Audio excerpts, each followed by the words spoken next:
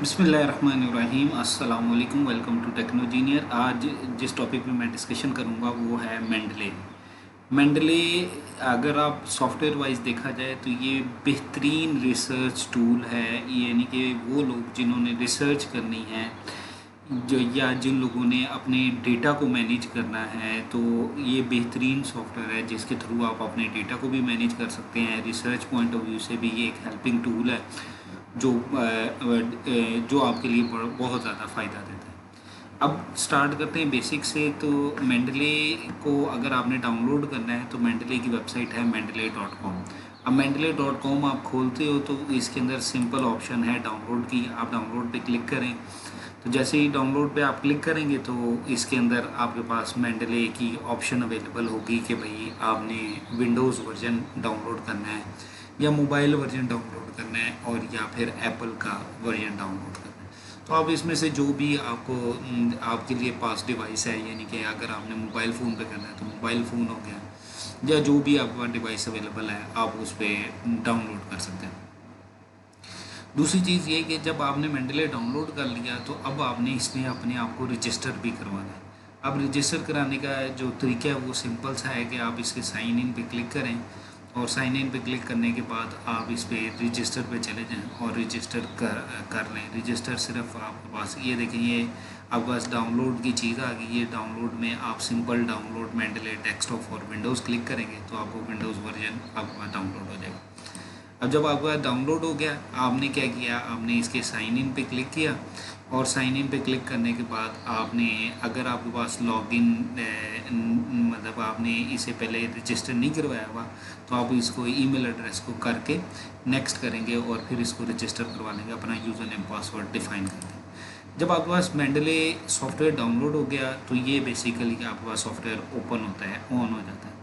अब इसके अंदर आप देखें तो ये लेफ़्ट साइड पे ये वाला है जो हिस्सा है वो है मेंडले का जो बेसिक डायरेक्टरीज़ हैं जिसमें ऑल डॉक्यूमेंट्स हैं। इसके अलावा रिसेंटली एडिट हैं, फिर उसके बाद फेवरेट्स हैं, ये डिफरेंट किस्म के हैं। और इसके बाद फ़ोल्डर्स हैं, आपकी मर्ज़ी है, आपने जितने भी डेटा सेट हैं उसके अकॉर्डिंगली आप फ़ोल्डर बना सकते हो। मैंने भी अपने डेटा को डिवाइड किया हुआ है फ़ोल्डर्स के अकॉर्डिंगली जो जो मुझे समझ लगे। इसी तरह ये ऑथर्स के अकॉर्डिंगली फ़िल्टर है। अगर किसी ऑथर पे नाम पे आप क्लिक करेंगे तो वो फ़िल्टर के करके उस ऑथर्स के अकॉर्डिंगली आपको पेपर्स देना शुरू कर दें।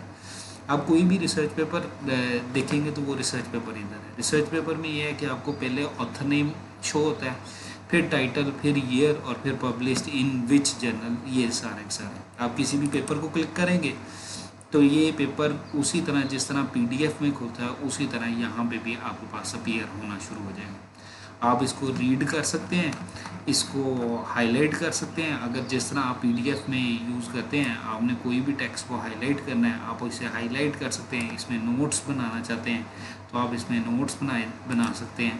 तो डिफरेंट किस्म की ऑप्शन आपके पास अवेलेबल होती है। जिस तरह अभी आप देखो तो मैंने हाईलाइट करना है तो मैं इधर इसको हाईलाइट कर सकता हूँ इतने एरिया को। मैंने कोई नोट बनाना है तो मैं इधर नोट लिख सकता हूँ, कुछ चीज़ लिखनी है तो मैं इधर लिख सकता हूँ। दूसरी चीज़ ये कि इन केस अगर इधर यहाँ पे ये इन्फॉर्मेशन गलत आ रही है तो आप इस इन्फॉर्मेशन को अपडेट भी कर सकते हैं।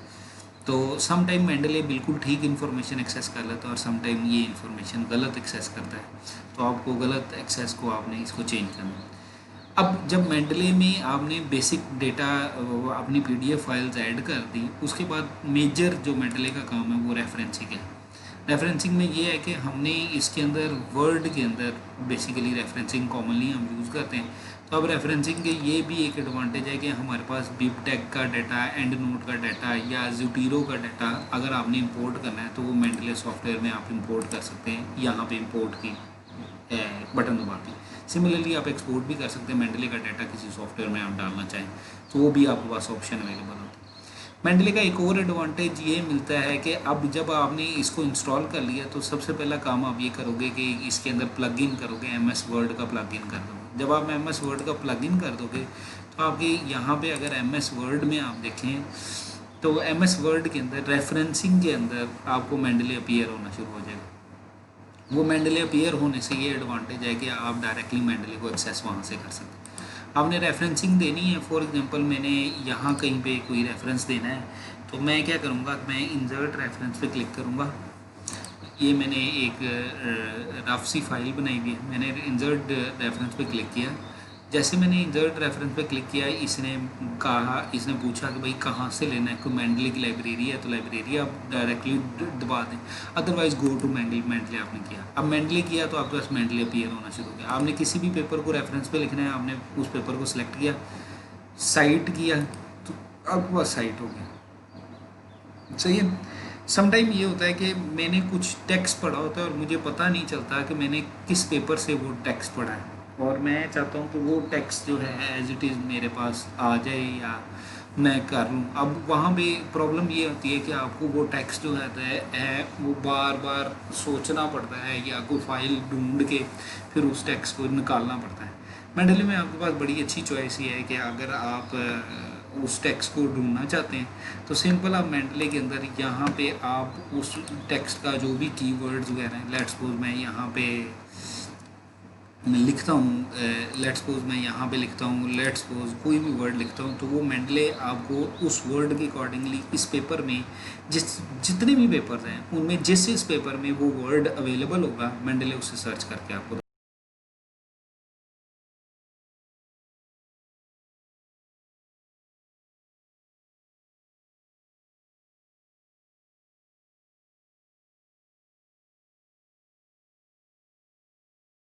चेंज कर रही है। अब ये देखो कि यहाँ पे जब चेंज होता है तो यहाँ पे IEEE का जो स्टैंडर्ड है उसमें ऑथर नेम्स नहीं आते। यहाँ पे 1 2 3 की फॉर्मेशन में इधर आपके पास रेफरेंसेस आ जाते हैं। सही है। तो ये हमें IEEE का एक एडवांटेज मिल जाता है अगर हमने रेफरेंसेस टूल को यूज़ करना है। सिमिलरली आपके पास जो मेंडले में हमारे पास जो सेकंड चॉइस आपके पास मिलती है वो ये कि हमने अगर मेंडले से डेटा को मैनेज करना है, यानी कि अपने जितनी भी हमारे पास फाइल्स हैं, PDF फाइल्स हैं, उनको मैंने मैनेज करना है, तो फिर हमारे पास ये ऑप्शन मिलती है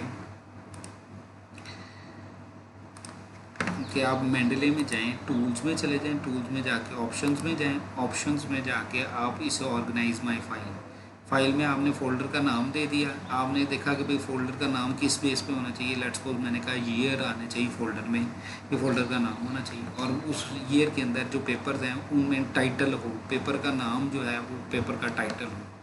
अगर मैं इसे ओके करता हूँ तो जो मेरे पास इस फोल्डर में ऑर्गेनाइज्ड वे में मेरे पास जो पेपर आएंगे वो उसी सीक्वेंस में आ जाएगा। लेट्स सपोज मैं 2019 के पेपर खोलता हूँ, तो मैंने 2019 क्लिक किया तो 2019 में मुझे पेपर अपीयर हो रहे हैं, और सारे जो पेपर अपीयर हो रहे हैं वो सारे पेपर इसी तरह ही हैं कि उनमें टाइटल मुझे अपीयर हो रहा है, और वो टाइटल से मुझे अंदाज़ा भी हो जाएगा भाई ये कौन सा पेपर है। ये मतलब मेरे सारे पेपर ऑर्गेनाइज हो जाएंगे। इसी तरह आप देखो कि भाई लेट्स सपोज 2013 के मैंने पेपर लेने हैं, तो मैंने क्लिक किया। तो अगर मैं इसी ऑर्गेनाइजिंग फीचर को चेंज करता हूँ, मैं कहता हूँ फाइल ऑप्शन इधर ऑर्गेनाइजिंग में मैं कहता हूँ ईयर्स के अकॉर्डिंगली ये फ़ोल्डर ना बनाए, ये फ़ोल्डर बनाए जर्नल के नेम से। तो मैं अगर जर्नल का नाम इधर डाल देता हूँ और इधर अप्लाई करता हूँ, यहाँ पे अप्लाई किया और अप्लाई करने के बाद ओके किया, तो होगा क्या कि यहाँ पे मेरे जितने भी पेपर्स हैं, जो भी पेपर हैं, वो पेपर ऑर्गेनाइज हो जाएंगे जर्नल के नाम पे। यानी कि जो अब वो मेंडले मेरे जो है फोल्डर्स बनाएगा वो जर्नल के नाम पे। यहाँ पे आप देखो आहिस्ता आहिस्ता अपीयर होना शुरू हो गए, पहले नहीं थे, अब ये जर्नल्स के नाम अपीयर होना शुरू किए, फिर हर जर्नल के अंदर जो है मेरे पेपर्स आना शुरू हो जाएंगे। सही है ना। तो ये मेंडले का बहुत ज़्यादा बड़ा एडवांटेज मिलता है कि ये हमारे डेटा को मैनेज कर लेता है। सही है। एक और एडवांटेज मेंडले का ये मिलता है कि अगर आपने मेंडले में लॉगिन पासवर्ड बनाया और आपने इसमें फ़ाइल्स अपलोड करना शुरू कर दी, ये फाइल्स इसके सॉफ्टवेयर में भी चली जाएंगी। सॉफ्टवेयर मतलब इसकी वेबसाइट में भी आ जाएंगी, यानी कि जो जिस तरह सॉफ्टवेयर में जाएंगी उसी तरह जिस तरह गूगल ड्राइव में सिंक होता है आपका सिस्टम, वही सारी फाइल्स जो हैं आपकी मेंडले की वेबसाइट पर भी आ जाएंगी। एडवांटेज क्या मिलेगा? एडवांटेज ये मिलेगा कि आपको अपने रिसर्च पेपर कैरी करने की ज़रूरत नहीं है। आपके पास 3000 पेपर हैं, 5000 पेपर हैं, जितने भी पेपर हैं एक दफ़ा आपने मेंडले में अपलोड कर दिए। अब जिधर भी जाओ सिंपल मेंडले का लॉगिन पासवर्ड दो तो वो मेंडले के सारे पेपर उसमें अपीयर होना शुरू हो जाते हैं। एक चीज़ मैं बताना भूल गया कि ये देखो ये वर्ड है ना, इसके अंदर मैंने रेफरेंसेस तो डाल दिए। अब मैंने रेफरेंसेस को मैंने वो करना है, क्या नाम है, मेरे पास आई ट्रिपल ई स्टाइल नहीं मुझे चाहिए, मुझे कोई और स्टाइल चाहिए, तो मैं इधर मोर स्टाइल पे क्लिक करूँगा तो मेरे पास हर वो जर्नल जो मैं समझता हूँ कि ये पब्लिश जो अच्छे जर्नल्स हैं, सारे जर्नल्स उस लिस्ट में आ रहे हैं। और उन जर्नल्स में से मैं कोई भी सिलेक्ट करूँ फॉर्मेट को, तो वो उसके अकॉर्डिंगली इसको फॉर्मेट कर देगा। सही है।